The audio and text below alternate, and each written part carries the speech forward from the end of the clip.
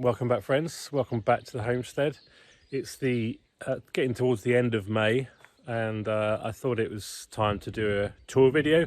To be honest, I haven't got much time to do much else at the moment. As you'll see, this is the time when it's really crazy. Everything's growing, everything needs to be planted, everything needs to be sown again, kind of thing, and it's sown out and transplanted and fixed and cut, and yeah. So I thought I'd take this time, and we're enjoying an amazing period of heat at the moment. Can't be outdoors for too long. It's about 25. I don't know what the temperature is at the moment, actually. 25, 26. Outside. 20. I don't know if you can see that. 26. Yeah. So, and it's only, third, fourth week in May, third week, and this time last year I think we almost were still having snow showers and stuff. So let me have a walk around, show you what's new, turn the camera around in a minute.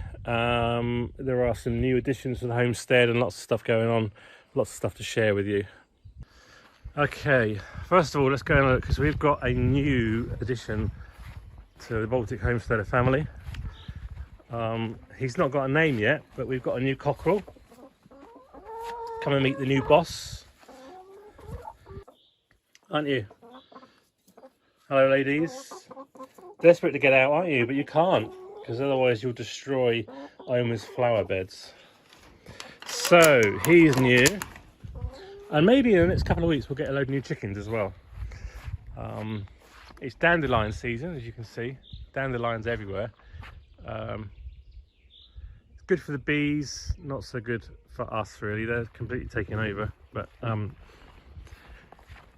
so the flower beds, Oma's starting to get the flower beds together. Obviously, as she gets older, she can do less and less, but does an amazing job.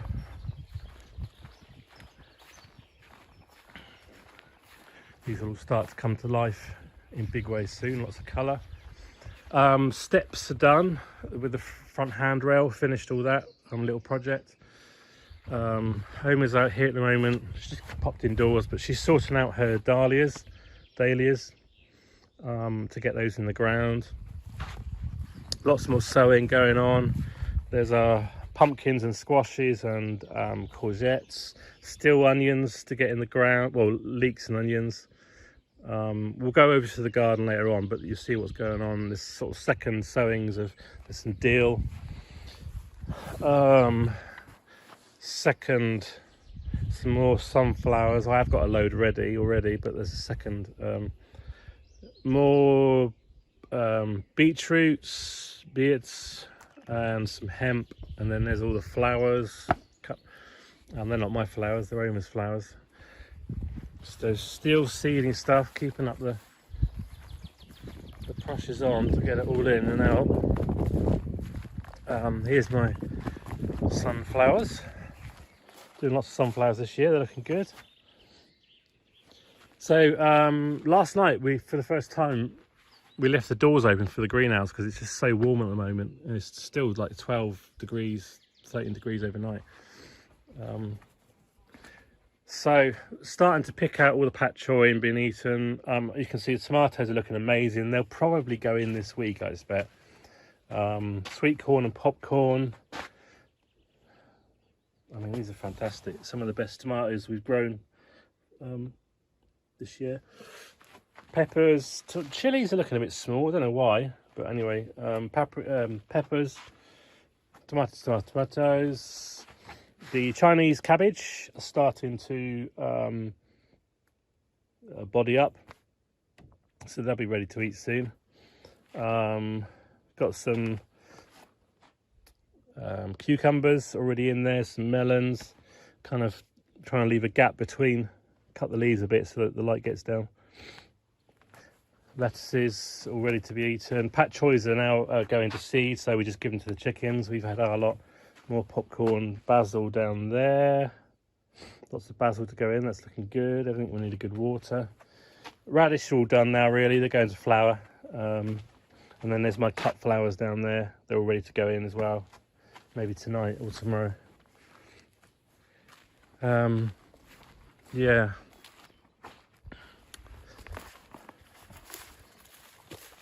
You might want to see.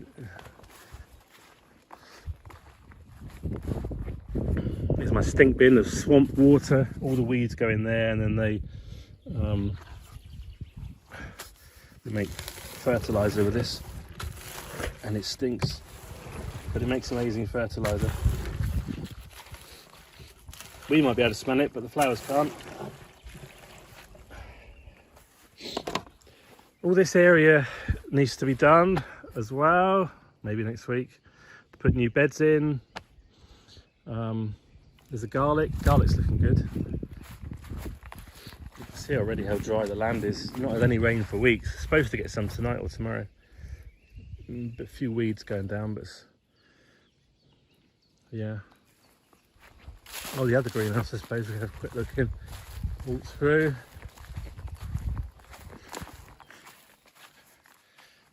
So everything's looking interesting. Oh yeah, I don't want to show you. This is interesting here. So as you've seen probably in other videos, we put the chicken roosting around in different places for a couple of weeks over winter, and then they obviously manure and do their poop, and it fertilizes the ground. I think here I must have missed a bit, because this red Russian kale was all sown at the same time, but for some reason this here is a lot smaller than that there, so I think I must have missed a bit, which is interesting. More lettuce. You see the patch always going to seed now. Lettuce is looking good. Well, we won't eat all this ourselves. We'll give it to friends or whatever, and we'll give it to the chickens. The point is that there's something in the ground growing. You can see the beds, otherwise the beds are wasted. And before we kit all this out with all the tomatoes, we'll go through and de-weed it and put compost on and stuff like that. So then we've got a strawberry bed here. This would be the last year probably strawberries, because they've been here for about 3 years. And then next year we'll do something different with this bed. We've now moved the strawberries over to the main field. So let's go over to the main field now and have a look over there. This area is to be developed, as you know.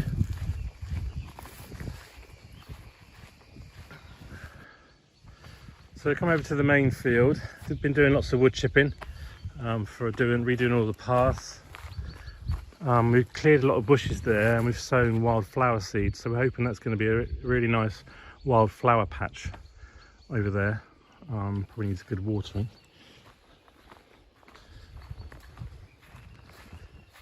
Some lettuces to go in. So here we are in the main garden. It's looking good so far. So I've put all the brassicas in, and this year for the first time I am intersowing leeks in the middle to make better use of the space. So they're all sown as well. I sown those yesterday, I think, no, day before yesterday. Already the brassicas are under a lot of pest pressure, so I have, this is interesting, I think possibly the cat has caught a bird, and the feathers have all been caught on these bug catchers. Looks like a long-tailed tit, which is unfortunate, because they're welcome guests in the garden. They do a lot of cleaning up. So I've sprayed them with a garlic solution that we made homemade ourselves, here, and I have put these bug catcher sheets up, which I've had a few years but never used. Looks like they are catching bugs, but are they catching the right ones? I don't know. Looks like it, because the problem is the bugs get onto the leaves and they eat out the centres. Once the centre leaf has been eaten, that's it. It's dead. So we need to stop the flea beetles and these other blue ones, older beetles I think they're called, from doing the damage. Sometimes the ants damage our brassicas, but they don't seem too bad this year. So we're going big in the garden this year, big on everything.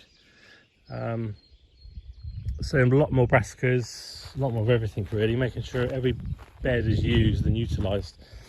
So lots more cabbages this year, lots more kales, beetroots over there. Forgotten the name now, in both in Latvian and in English. Leaf beets, chard in English, mangolds in Latvia, or the rest of the world calls them mangolds. Red Russian kale, like we've just seen in the greenhouse. And then celery down here. It's important to keep celery well watered. Celery likes kind of almost a swampy area. So we put strawberries in here this year, last year, and then Gita's gone through and taken out the runners and built a second bed. And I think the basic idea is that each year, or every other year, we will move one bed of strawberries over and slowly move them across, because every 3 years you're supposed to move them. And that's how we'll do the strawberries, and that will work not well. So all the onions, these are my onion sets, so the little bulbs that you plant. And we've got stir-on here, and Stuttgart here, and then up the top there we've got some pink ones. Spinach, we'll get probably a couple of crops. Well, if these hot days continue, they might go straight to seed, but hope to get a good crop of spinach out. These will be our carrot beds, which need sowing soon. And those are the pink onions I mentioned. Here I've got some barley. I had some barley I found on the side of the road last year. So, sorry, 2 years ago. Didn't have a chance last year because we went to England. That 2 nights ago, there was nothing there. And then I got home last night. We went out for the day yesterday, family day. And that was about, an inch out the ground. So it's really growing fast. Maybe get a pint of beer out of that. Tall peas. 2 types. Older man is over there. I can't remember what these are now. They were looking a bit bleak to start with. You can see the light colour at the bottom of them. But now they've had lots of watering and good fertilise with some organic fertiliser, and they're now coming up really nicely. They're enjoying the netting. First succession of short peas. So, and then what I will do, that's one tray there. I've put that out, transplanted that out, and then I've gone straight back and done another tray load. So they'll be ready in a week or something, and then they'll go out, and then we'll do another tray. And so there'll be successions of peas all along. Maybe a big plant out there or something. These are my specimen onions, as it were. So these are all the big varieties. So these are Exhibition, Globo, Elisa Craig, I think it's pronounced. They're all planted 4 across. Normal onions, Stuttgart and Stur-on, the onion sets, I plant 5 across. These are 4 to give you a lot of room. These could be up to 1 kilo each. And then there's some shallots planted here. Here are broad beans when they come up.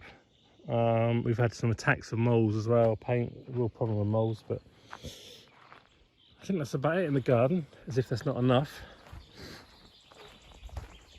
Nicely greening up. All this, obviously we've started renewing the wood chips, as I just said, and then all these paths here will get done. Wood chip paths started up the top there. Got this 2 living paths that I'm keeping for this year to see how that works with the short grass rather than wood chips as an experiment. But other than that, and there's a new bed over there that's nearly finished. And then slowly we'll, next week's going to be busy, but these are the 2 potatoes. So the plastic will be moved across that way. We'll plant the potatoes out, and then we'll start moving the plastic down as well to start utilising this area. And the leaves will all be used for planting the potatoes, amongst other things. We've got some spent straw as well, hay, which we'll use for our roof stout method. Still got to develop the compost area, got all the timber for that, and lots more stuff to wood chip. So that's a tour really of the garden, of the homestead. Hope you enjoyed that. Any comments and questions, do leave them below. Thank you for being a part of what we're doing here. Obviously it's a really busy time for us, so I'm really pleased to take an hour or whatever just to show you what we're doing. And do give us a thumbs up if you enjoyed the video. Share it with your friends. It really helps us reach a wider audience and tell people what we're doing. Thanks again. I will see you in another video very soon. Bye for now.